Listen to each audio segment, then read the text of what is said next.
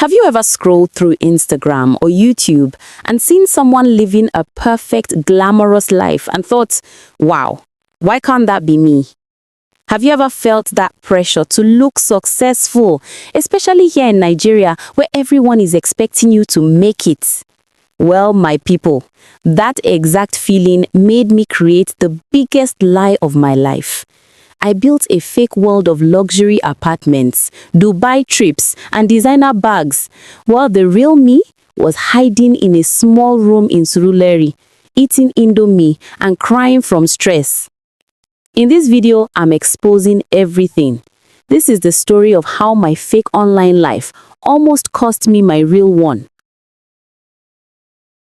My name is Cynthia. I am a Nigerian girl from Lagos. 2 years ago, I started my YouTube channel because I loved telling stories.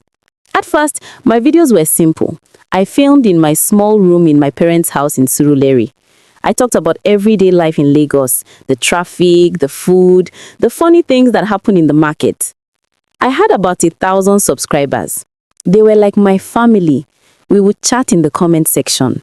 They knew the real me, a simple Nigerian girl trying to make good content. But then I noticed something. Other Nigerian YouTubers were getting millions of views. Their videos showed luxury apartments in Lekki, trips to Dubai, designer clothes from Europe. The comments on their videos said things like, "Big girl, you're making it. Goals." I started to feel small. My simple stories about life in Surulere didn't seem special anymore. I wanted those big numbers too. I wanted people to say those nice things about me. One day, I made a decision that would change my life. I thought, if I want to be successful, I need to look successful. That was the beginning of my problems. I went to a loan app and borrowed 50,000 naira. It was the first time I had ever taken a loan. My hands were shaking as I filled the application. With that money, I bought a fake designer bag from Balogun Market. It looked almost like the real one. I filmed my first luxury haul video. I pretended the bag was real. I acted very excited in the video. "Look what I bought myself," I said to the camera with a big smile. When I posted that video, something amazing happened. It got 10,000 views in one day. My previous videos only got 100 or 200 views. The comments were pouring in. "Cynthia, you are doing well. This girl has money now. Big girl." I felt excited, but also scared. How would I pay back the loan? And what would I do for my next video? I had to keep up this image of being rich. That fake designer bag was the first brick in building my prison. After that first successful video, I became addicted to the attention. I started creating Cynthia the Rich Girl, a character that was completely different from the real me. The real Cynthia lived in a small room in her parents' house. She ate beans and dodo for dinner. She took public transport everywhere. She worried about money all the time. But Cynthia the Rich Girl lived in a big apartment in Lekki. She ate in expensive restaurants. She drove a nice car. She never worried about money. I worked hard to keep these two Cynthias separate. It was like having two different lives. Here's how I created the fake life. I found a photographer who had a small studio that looked like a luxury apartment. I paid him 5,000 naira per hour to film there. I would bring my nice clothes in a bag and change at the studio. I filmed all my apartment tour videos there. I made friends with a girl who had a fairly nice car. I paid her to let me film a day in my life videos in her car. I pretended it was my car. I bought empty boxes of expensive phones and laptops from Computer Village. I would show these boxes in my videos as if I had just bought new gadgets. The money problems got worse and worse. I was using one loan to pay another loan. I joined 3 different loan apps. The interest was growing every day. Sometimes, the loan people would call me and threaten me. I would pretend it was a wrong number if I was with my family. My relationship with my family started suffering. My mother would ask me, "Cynthia, why are you always wearing new clothes? Where are you getting this money?" I would lie to her. I have good brand deals now, mommy. The companies pay me well. The truth was, I wasn't getting any real brand deals. The companies that contacted me wanted to pay me with products, not money. I needed real money to pay my loans. The stress was affecting my health. I couldn't sleep at night.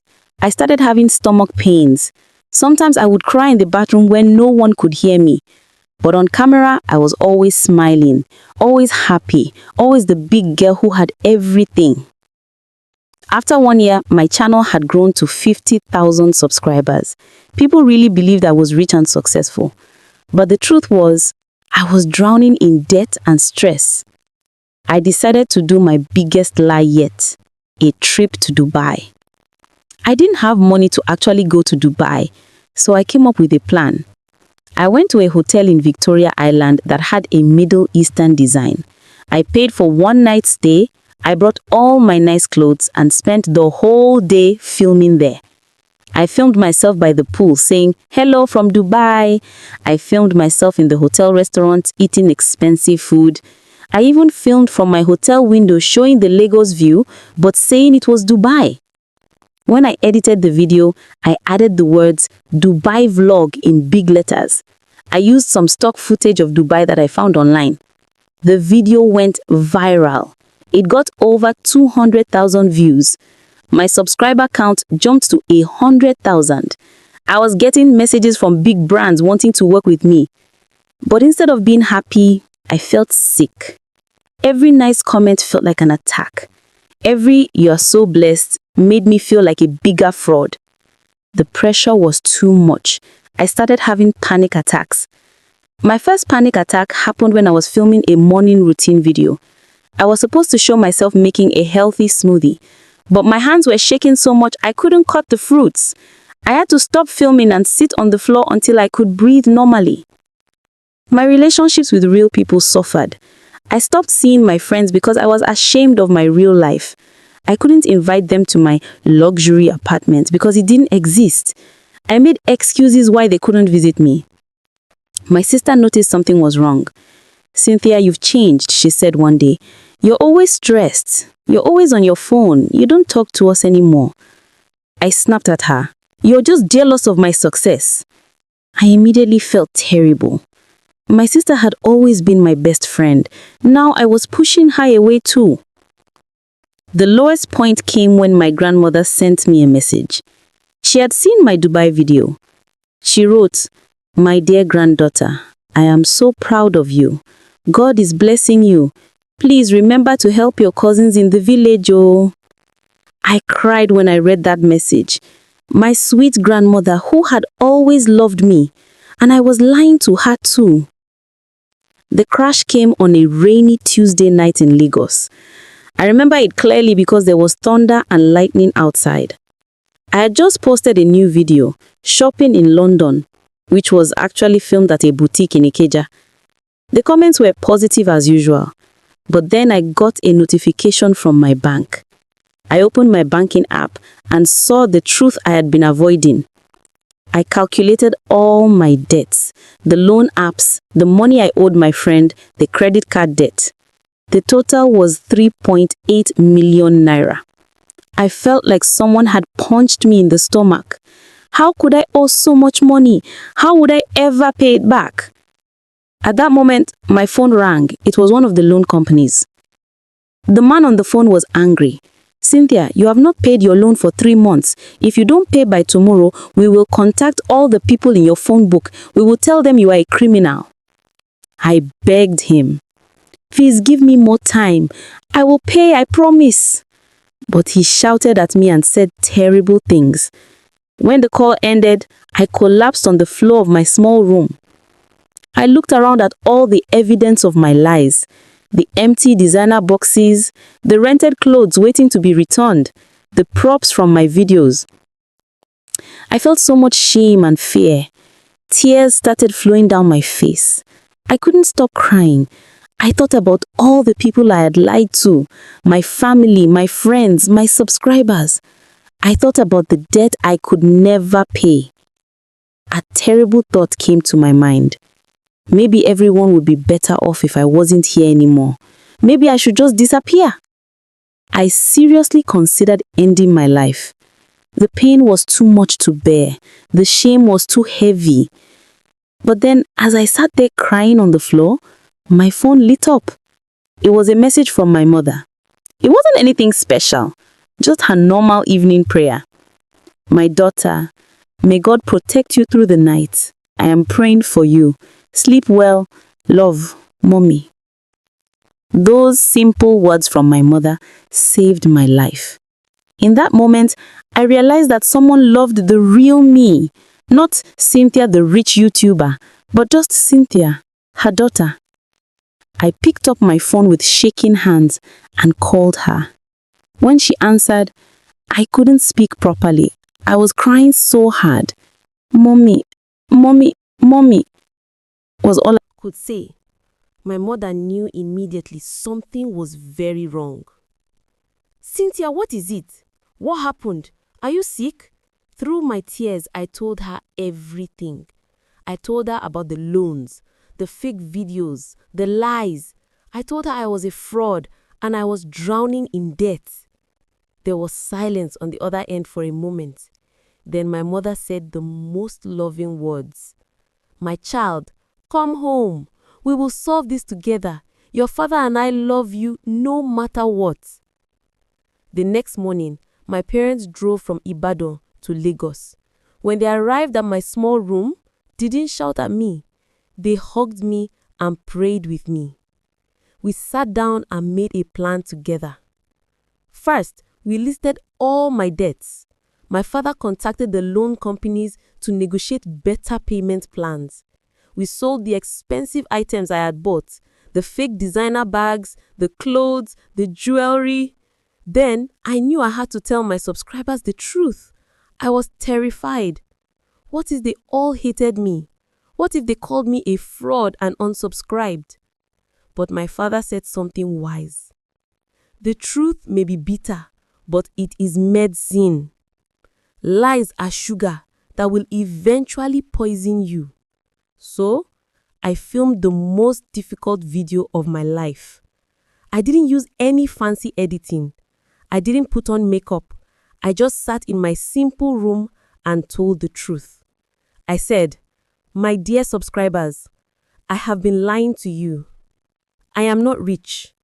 I don't live in a big apartment. I didn't really go to Dubai. I created a fake life to impress people, and I got trapped in my own lies.